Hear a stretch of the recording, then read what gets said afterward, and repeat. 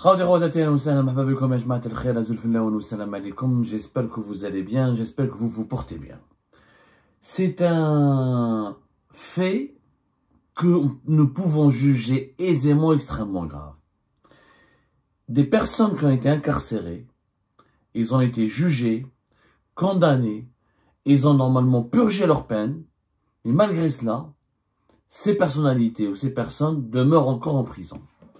C'est ce qui se passe exactement en Algérie avec un certain nombre de personnalités politiques qui ont été arrêtées entre 2019 et 2020, qui ont été, je le dis, je le précise, jugées une première fois, en première instance, jugées en appel, et qui ont purgé leur peine, au lieu de sortir de prison, à la dernière minute, on les informe que leur libération a été bloquée, a été gelée, et que ça est arbitrairement, sans aucune explication, sans aucune information préalable, sans aucune procédure qui respecterait la présomption d'innocence, à la surprise générale, un coup de théâtre, il a été décidé d'en haut d'ouvrir une nouvelle information judiciaire pour prolonger leur détention et pour les maintenir en prison. C'est un phénomène, c'est une tendance, c'est exactement ce qui s'est déroulé avec un certain nombre de personnalités politiques algériennes. Le cas le plus connu, au départ, il n'y avait qu'une seule personnalité qui était dans ce cas de figure. Auparavant, on n'avait pas de ce cas de figure avant général Ali Rderi. C'était le seul cas que nous connaissions. Ali Rderi, rappelez-vous, il a été placé en détention le 12 juin 2019. Il est resté en prison et le 23 septembre 2021, il a été condamné par un tribunal algérien, il a été condamné à 4 ans de prison ferme pour participation en temps de paix à une entreprise visant à fragiliser le moral de l'armée nationale et populaire. Alors, 4 ans de prison ferme, en détention depuis juin 2019, il devait être libéré, logiquement, en juin 2023. Et bah, un mois avant sa remise en liberté, en mai 2023, il est rejugé en appel et sa peine a été alourdie. On lui a rajouté 2 ans, 2 années supplémentaires. Donc, sa libération qui était prévue un mois plus tard, en juin 2023, finalement a été reportée jusqu'à juin 2025. Donc, nous sommes en 2025. Maintenant, on s'interroge, est-ce que à la mi-juin 2025, normalement le 12 juin 2025, il devait être libéré? Est-ce qu'on va pas rajouter une nouvelle affaire à l'Rderi? Point d'interrogation. Et à l'époque, on avait raconté, on avait expliqué qu'on avait alourdi la peine du général Ali Rderi, justement pour le priver de participer aux élections présidentielles de 2024, parce que s'il était libéré en mai 2023, il aurait eu le temps nécessaire de rebondir sur la scène politique et de revenir en force et de briguer la magistrature suprême dans le cadre des élections présidentielles qui étaient prévues en 2024. C'était auparavant le seul cas qu'on pensait que le seul cas possible, le seul cas qui existait, le seul cas qui était concevable. Malheureusement, c'est pas le seul cas, général Ali Rderi. Il y a d'autres cas. On a parlé récemment de Mokhtar Guik. Alors, peu importe qui sont ces personnalités, peu importe si ce sont des salopards, si on les aime ou on les aime pas, ils ont été emprisonnés et condamnés. Ils ont purgé leur peine. Donc, ils ont réglé leurs dettes vis-à-vis de la société. Mokhtar Guik, ancien directeur du protocole de la prison de la République de 2005 à 2019, a été placé en détention fin février 2020, dans le cadre d'une affaire de corruption. Il a été jugé et condamné à au départ à 6 ans de prison ferme. Ensuite, en appel, en juin 2022, il a été condamné à 5 ans de prison ferme. 5 ans de prison ferme, ça veut dire que fin février 2025, ce février passé 2025, il devait être libéré. Il n'a pas été libéré, sa libération a été empêchée, elle a été gelée, bloquée. On lui a rajouté une nouvelle affaire avec, comme on l'a expliqué dans l'émission que nous avions, dans nos révélations qui nous ont été faites sur l'affaire de Salah ad-Din Dahmoun, l'ancien ministre de l'Intérieur qui a été emprisonné récemment dans le cadre d'une nouvelle affaire de corruption dans laquelle Mokhtar Guik, ancien directeur de protocole du palais présidentiel de Mouradia, joue un certain rôle. Mais pourquoi avoir attendu jusqu'à la dernière ligne droite de la période d'incarcération ou de la période de peine de prison ferme de M. Mokhtar Guik pour lui sortir un nouveau dossier? Normalement, Il y a un nouveau dossier, Mokhtar Gueye qui sort, il est en liberté, et ça l'empêche peut-être d'être reconvoqué, d'être placé en liberté conditionnelle, sous contrôle judiciaire, en attendant qu'il comparaisse et qu'il soit jugé et que sa culpabilité soit confirmée. Mais en Algérie, vous connaissez la règle. D'abord, tu es en prison, ensuite, on verra si tu es innocent ou coupable. Maintenant, est-ce qu'il y a que Mokhtar Gueye? Pas du tout. Il y a des cas encore plus graves. L'autre cas, le plus symbolique, d'autres cas symboliques, Taïb Louh. Taïb Louh, il a été arrêté en août 2019. Fin août 2019. Il a été placé en détention provisoire. Et il a été condamné en août 2019. Il a été condamné le 12 octobre 2021 à une première peine de prison de 6 années. 6 ans. 6 ans de prison ferme par le tribunal de Sidi Mohamed. Cette peine a été ramenée en mars, elle a été réduite en mars 2022 à 3 ans de prison ferme. Et il a eu notre dossier le 11 mai 2022, il a été condamné à 2 ans de prison ferme. Donc, si on calcule, il a fait de la prison, il est en prison depuis août 2019, sa peine de prison de 6 années, de 6 ans, donc normalement, si on applique la peine principale 6 ans, il devait être libéré cette année-là, août, normalement 2019, vous lui rajoutez 6 ans, ça fait normalement août 2025. Il a bénéficié d'une réduction de peine qui a été réduite à 3 ans. Pourquoi il est encore en prison, Taïb Louh? Il a accompli toutes ses peines. Il a eu les peines de 3 ans, 2 ans, il a tout accompli. Et pourtant, il a purgé toutes ses peines. Et pourtant, Taïb Louh, ancien ministre de la Justice, de 2013 à 2019, l'un des cadres dirigeants du régime de Bouteflika, il est toujours en prison. Il a été mêlé à une affaire, je rappelle, dans la même affaire on a d'ailleurs dans son affaire, une affaire très compliquée. C'était l'annulation du mandat d'arrêt international contre l'ancien ministre Chakib Khalil et une affaire d'intervention sur ordre du ministre de la Justice. Il aurait donné l'ordre de falsifier un procès verbal avec effort rétroactif dans le but d'admettre une candidate lors des élections législatives de 2017. Et on a même essayé de mêler Saïd Bouteflika et comment s'appelle Ali Haddad à cette affaire, comme quoi il aurait accédé à des demandes, il aurait voulu satisfaire des désirs de Saïd Bouteflika et d'Ali Haddad dans certaines affaires judiciaires. Plus tard, on appelle Saïd Bouteflika et Ali Haddad ont été acquittés. Ils ont été innocentés. Il n'y a pas eu de preuve de leur culpabilité dans cette affaire avec Taïb Louh. Mais Taïb Louh est toujours en prison. Qu'est-ce qu'il fait en prison? Comme Mokhtar Gueye, comme Ali Rdili. Il n'y a pas que lui. Il y a un cas encore plus symbolique. Abdelwahid Temmar. Abdelwahid Temmar était l'ancien wali de Mostaganem.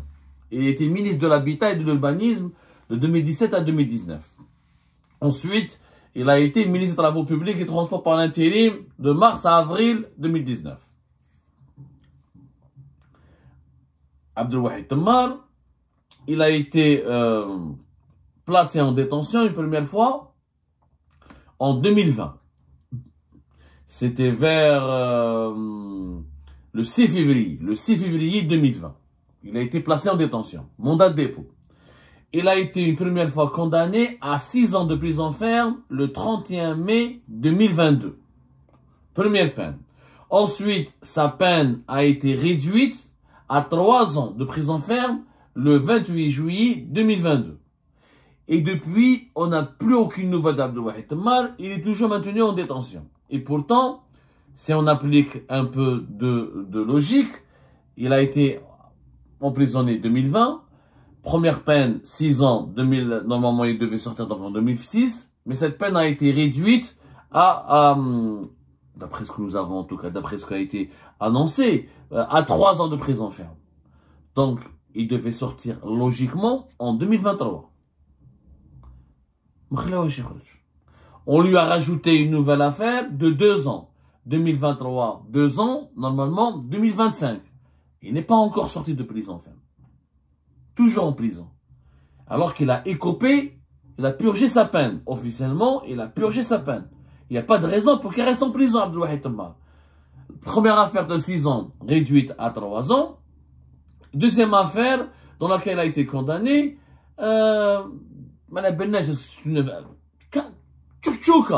En tout cas, quand on cumule toutes les peines pour lesquelles il avait été condamné, Abdelwahid Temmam, il a fait sa prison. Il a purgé toutes ses peines. De 2020 à 2025, ça fait 5 ans depuis qu'il est en prison. Alors pourquoi il est encore en prison aujourd'hui? Parce que la même chose, il y a eu un ordre venu d'en haut pour le maintenir en détention, parce qu'on va lui coller un autre dossier.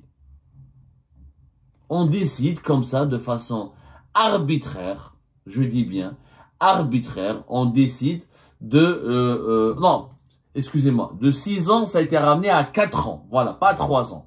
De 6 ans, le 29 juin 2022, sa peine a été réduite à 4 ans. Il a été condamné à 4 ans de prison ferme. Mbed une nouvelle affaire à 3 ans. Ça veut dire que 4 ans, en tout cas, il a déjà passé 4 ans. On retient toujours la peine maximale dans la justice algérienne. Normalement, 2024, il devait sortir. Il n'est pas sorti de prison. Pourquoi? Parce que on a décidé de prolonger sa détention. Au nom de quoi? Une investigation, une nouvelle information judiciaire pour un nouveau dossier. Quelles sont les accusations? On ne les connaît pas. Pour Mokhtar Guik, on les connaît. Pour Tayyip Louh, on ne les connaît pas. Pour Ali Rdeli, on ne les connaît rien. Et on a rajouté juste sa peine pour qu'il ne participe pas aux élections présidentielles. Pourquoi? Qui décide de prolonger la détention de ces personnalités alors qu'elles ont encore une fois purgé leur peine, elles ont réglé leurs dettes, leur culpabilité a été confirmée? Ok. On leur a donné des peines de prison? Ok. Elles ont purgé leur peine? Ok. Pourquoi elles ne sont pas dehors? Pourquoi elles sont encore en prison? Parce qu'il y a un prince, ou il y a un roi, ou je ne sais pas qui a décidé de les maintenir en détention. Est-ce que c'est juste? Non. Comment on peut se jouer de la justice? Comment on peut instrumentaliser la justice à ce point? Pour des besoins de vengeance. Parce que là, on est dans la vengeance, on n'est pas dans la justice. C'est pour ça que moi, j'ai toujours remis en cause les procédures et les procès de la justice algérienne qui ont été intentés contre un certain nombre d'anciens responsables du régime de Bouteflika. La justice, elle te juge, elle te condamne, elle t'oblige de purger ta peine. Une fois la peine purgée, elle te relâche. C'est bon. L'être humain a droit à une deuxième chance, a droit à la réhabilitation, il a le droit à la réinsertion. Voilà, il sort, il perd et il a payé sa dette vis-à-vis de la société encore une fois. Il refait sa vie. C'est pas le cas en Algérie.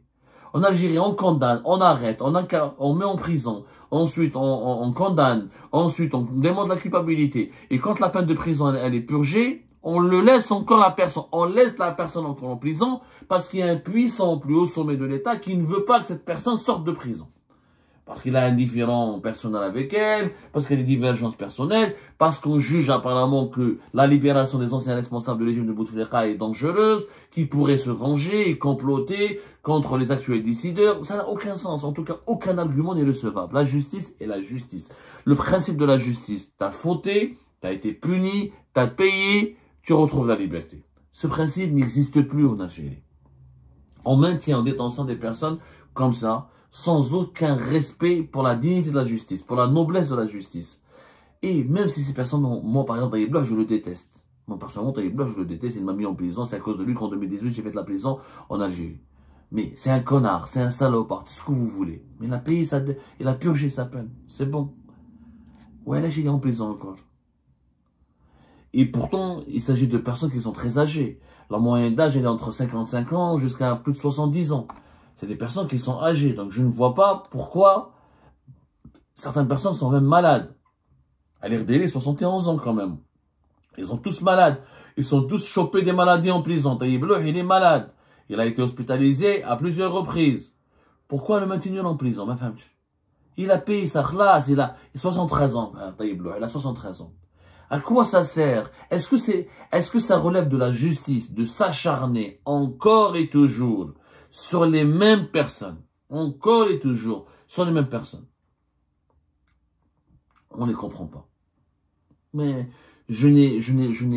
on n'a jamais compris ce principe de maintenir l'incarcération de certaines personnalités politiques. En réalité, elles sont incarcérées, elles sont emprisonnées parce qu'elles sont occupées des fonctions au sein du régime de Bouteflika. Donc, c'est des procès politiques.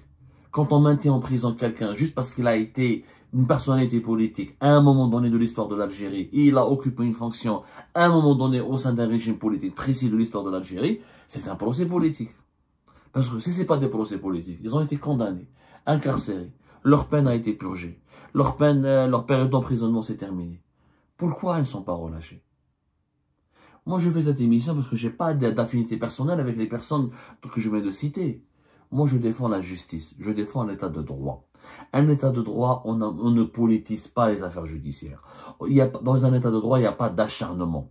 Il y a la manifestation de la vérité et la défense de la vérité. Dans un état de droit, quand une personne paye et termine sa peine, elle retrouve sa liberté. Dans un état de droit, on ne condamne pas à vie des personnalités politiques, on ne condamne pas n'importe quel individu à perpétuité juste parce que les nouveaux dirigeants du pays ont des divergences ou des différends ou des problèmes personnels avec ces personnes qui sont incarcérées depuis des années. Dans un état de droit, on n'attend pas à la fin de la peine de prison pour ouvrir une nouvelle information judiciaire juste pour justifier ou prolonger la période de détention de la personne que personne ne souhaite revoir en liberté. Ça, c'est pas un état de droit. C'est pas un état tout court. Ça s'appelle la loi de la jungle. Dans une loi de la jungle, ça veut dire c'est la loi du plus fort. Ça s'appelle de la barbarie. C'est pas de la civilisation. Et la barbarie ne mène que vers la destruction, vers le déclin. Aucune barbarie ne ramène de la prospérité et de la sécurité à un pays. Ou la détresse.